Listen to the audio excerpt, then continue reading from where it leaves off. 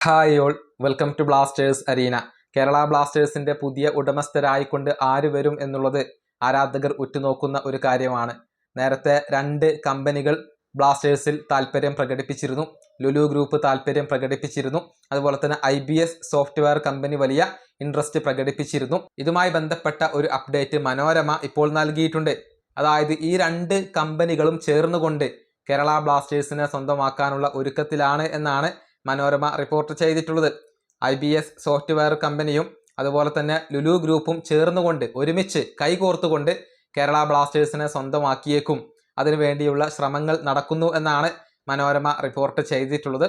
കൂടുതൽ വിവരങ്ങൾ ലഭ്യമായിട്ടില്ല. ഈ കമ്പനികൾ എത്രയൊക്കെ ഓഹരികൾ ഏറ്റെടുക്കും എന്നുള്ളതൊക്കെ വ്യക്തമാവേണ്ടതുണ്ട്.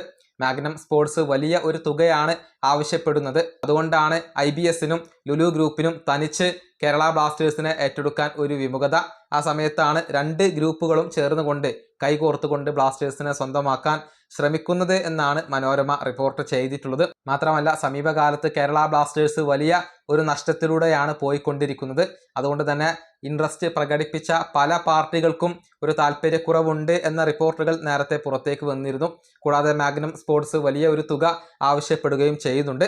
ഏതായാലും രണ്ടുപേരും ചേർന്നുകൊണ്ട് ബ്ലാസ്റ്റേഴ്സിനെ ഏറ്റെടുത്തു കഴിഞ്ഞാൽ അത് ബ്ലാസ്റ്റേഴ്സിനെ സംബന്ധിച്ചിടത്തോളം കൂടുതൽ ഫലപ്രദമാകുന്ന ഒരു കാര്യമായിരിക്കും. ഈ വീഡിയോ അവസാനിപ്പിക്കുന്നു. അടുത്തൊരു വീണ്ടും കാണാം.